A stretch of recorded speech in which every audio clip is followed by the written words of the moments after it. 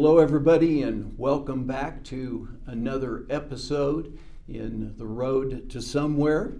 I wanted to just make a couple of quick announcements before we jumped into our time together today, both in the story and in the biblical text. One is just to say thanks for all of the birthday wishes that I got last week. It's always fun on your birthday. You know, Facebook, they tell us that when you send out or post something on Facebook, it only goes to about 25 people, but it seems like they have a logarithm when it's time for birthdays where you get hundreds of birthday requests, and it's always fun to kind of go back and think about the people that are wishing you a happy birthday. So thank you for all of that. I also just wanted to say that I wanted to thank all of those that had actually taken advantage of our new donate button or sent in a check to support Telos. In the little note that went out to you, I think I told you that we were about 40,000 behind where we were last year in our budget, and due to a number of you that have sent gifts in the last couple of weeks, we've knocked off about half of that. So I really wanted to thank you about that. And then, of course, if you haven't seen the last couple of episodes, again, on our Telos website, which is at bobbeltz.com, we now have a way that you can donate, as you see there. The other thing I was going to say is if you look right next to it, you'll see that we also have a link to books. So for any of you that haven't had a chance to pick up a copy of The Road to Somewhere, if you would like to have a copy, you can actually just go off of that link on the website and it'll take you to all of my books on Amazon. And I wanted to make a comment. I always enjoy it when I get notes from you or comments from some of you, but one of my friends sent a little note to me this week about the book and about our series, and although it was a little bit of a critique, it actually made me think that we were on track in terms of what I'm trying to accomplish. But they had read the book before, and they were saying that I was following the book too closely, and that if you were reading the book and watching the videos, that it was a little bit just too much. And I really thought to myself, well, most of the people that are watching this, it's highly probable, haven't read the book, and my objective from the beginning was to tell the story of the book and then also to encourage you to watch the videos that go with each chapter of the book. So just so you know that I think we're on target, and I'll try and spice things up a little bit, I told him, just so that he wouldn't be bored. So anyway, we are this week in episode 5 of season 1, and this episode is entitled Wanderings, and you will find out in a little bit why that is the title to the book. Again, just previously, remember, on The Road to Somewhere, we're in Illinois, which is our first season. All takes place in Illinois. It's the first leg of our journey down Route 66. And we started in Chicago, remember, which is the beginning of Route 66. And then last week we were in Springfield, Illinois, and that just reminded me that they shot, Joy and John shot the video the night before. When they rolled into Springfield, they ended up spending the night in Springfield, but the shot was actually, the little video was actually shot at the statue of Lincoln that's at the Lincoln Memorial where he's buried. And I didn't pick up on this, but it was funny because another friend that's been watching the series commented on the fact that Lincoln's nose looked pretty shiny there. They actually made some reference to Rudolph. But it's funny because I got another text from one of our gang that are going through the series together, who used to live quite near to Springfield, and told me that when you go to see this monument and the tomb where Lincoln is buried, that it's supposed to be good luck to rub his nose.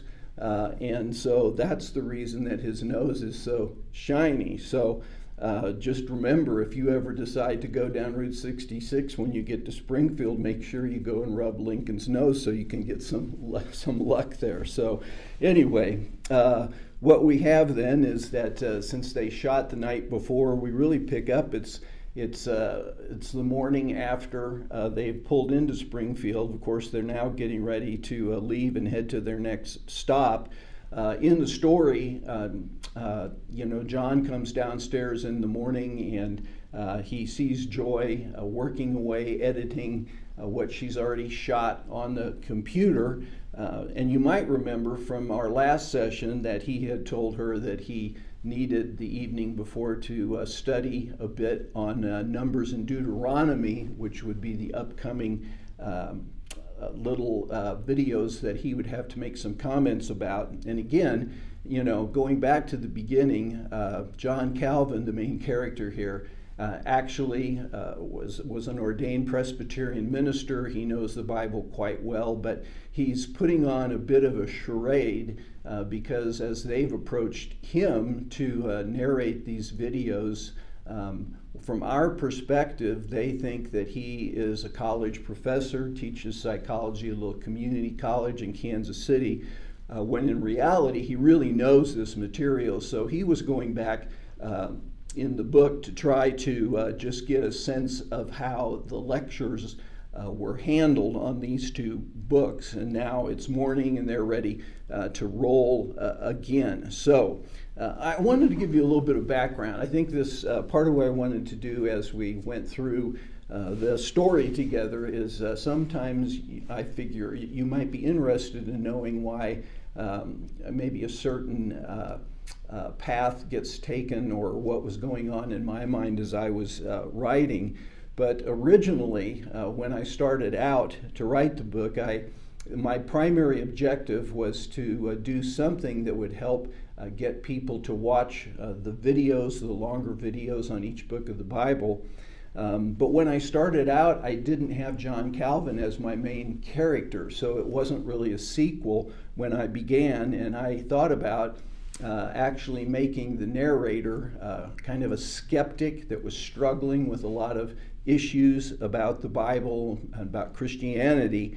And in the original first draft of the book, he asks a lot of questions. And so when that went to the editor got back to me and said that they thought that it was a mistake, that the book actually was too harsh in asking those questions, and that it was going to damage people's faith, which of course my whole objective in ministry has been to encourage people's faith. So I actually went back and started to rewrite the book and soften it a bit in those areas.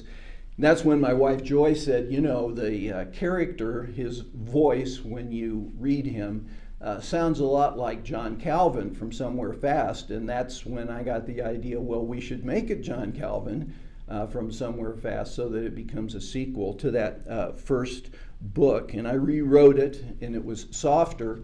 Things like, how did we get this book of the Bible? Who wrote this book of the Bible? How did the words of men become the Word of God? Those kinds of questions. I softened it, and yet the editor still said, we think that it's a mistake for you to approach it this way. So I actually lifted almost all of that out of the book, although there still is a few times when he makes some comments, and my hope is to address some of those issues in a more positive way, perhaps, in a sequel to this book. So that's kind of a little bit of the background. So the book was rewritten a number of times, and yet hopefully you're profiting from it and enjoying the story. But know that John has some struggles, and of course the reason for that has been slightly introduced because he's lost his wife to Alzheimer's, but as we move on in the book a little bit, it becomes a little more clear what he's really struggling with. So today, they leave Springfield, and heading out of Springfield, they're heading down the road to a smaller town called Litchfield, Illinois. And in Litchfield, this is the next to the last stop in the state of Illinois, and in the first season of our time together going through the road to somewhere. There'll be one more stop next week, and that'll be the end of season 1, and we'll take a break over the Thanksgiving and Christmas holiday. And I'll probably throw in, you'll probably hear from me, I'll throw in I've got one lecture that I did that was outside of the actual storyline, and it's quite interesting, I think, on how the Bible all fits together. So I'll probably give you the link to that somewhere between Thanksgiving and Christmas. Now, Litchfield. By the way, Litchfield is a town with a population of about 6,000. Compare that to Springfield, that had a population of 200,000, and it's obviously a smaller town on Route 66. There really are two big Route 66 icons there in in Litchfield, and the first is the Ariston Cafe. This, we think, is the oldest existing cafe still in service along Route 66. It was actually opened in 1924, which was 2 years before Route 66 was actually cobbled together and became an interstate highway in a sense. And so this cafe plays into the book because Joy, after stopping just to take a good look at it, thought it might be interesting to shoot the video right here inside of the Ariston Cafe. And so that's what they do. The video then is shot inside there and kind of give that flavor of what it was like, because again, the cafe hasn't changed much since 1924. So it's quite a stop where you get a feel for what it might have been like in the old days on Route 66. The second sort of primary Route 66 icon here is the Skyview Drive-In, and this is the oldest continually functioning drive-in in the state of Illinois and probably across the whole country. It was funny when I found this slide, I thought, well, if on the left-hand side it would have been some sort of corn batter instead of a bun, we could have had a movie about the origins of the corn dog going back to the Cozy Cafe. So anyway, and then I found a shot from overhead where a group of people got together and drove their cars to the Skyview Drive-In, and then created with their cars the number 66 to show that this was a drive-in that was right on old Route 66. So those are probably the two biggies in Ariston, and again, one more stop along the way in Illinois, and then we'll be moving into our second season in our second state, which is Missouri. And there's really some fun stuff in Missouri that we didn't have along the way here in our first season. So I look forward to going through that with you. The book that correlates and the video that hopefully you will take time to go to and take a look at. I watched it this week. I think it's really quite good.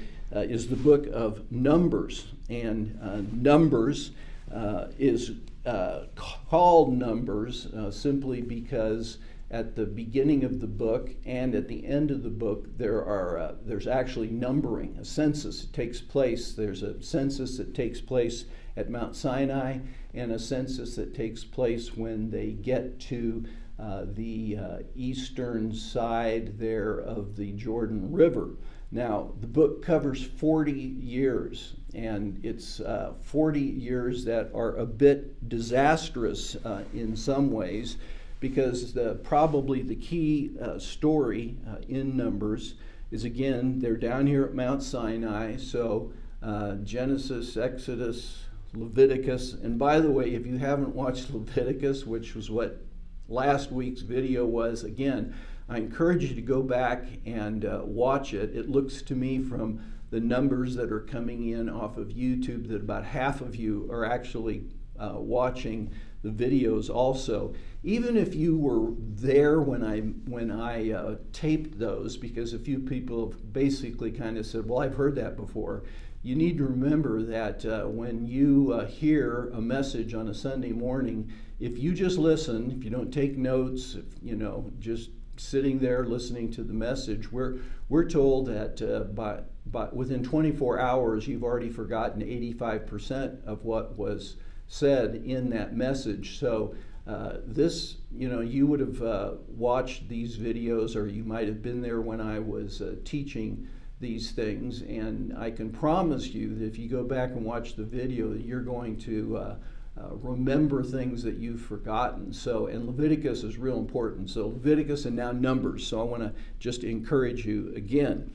From Mount Sinai, really what the story is, again, is it's the story of how they make it from Mount Sinai over to the banks, again, of the Jordan River and get ready to enter into the land.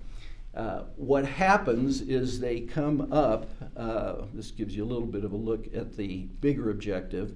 This is a map that is using this new theory that Mount Sinai was actually on the Sinai Peninsula. What's important is up there at the top of the map where you see Kadesh Barnea. Because when they got to this place, which is on the southern border of the land of Canaan that they were to possess, they send in spies into the land. 12 spies. One spy, one man is picked from each of the 12 tribes of Israel to go in and to check out this new land and see what it's like. Those 12 spies come back, and there are two different reports that are given. One is that 10 of the spies say, this is a great land, just like we've been promised, a land flowing with milk and honey. There's just one problem. There are people living there, and the people that are living there are quite large, and we are fearful that we would be like grasshoppers in their sight, and that our sons and daughters would be massacred. And so they say we shouldn't go in.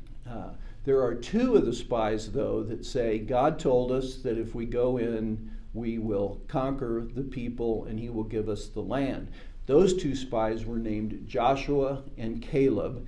And what happens is that God's response to their fear and, I guess you could say, disobedience to go into the land is that he says, not only will your sons and daughters not be slaughtered, it'll actually be your sons and daughters that inherit the land, because every one of you that, and he specifically refers to men, which of course have been counted in the early census, any man 20 years of age and older at the time when the spies went in, came back, and the people, by the way, the people side with the 10 spies. We can't do this. Okay, it's we'll get massacred, and God says no. But here's what's going to happen: everyone 20 years of age or older is not going to inherit the land. You're actually going to die in the wilderness, and it'll be your sons and your daughters who you said will be massacred that will actually go into the land and inherit the land.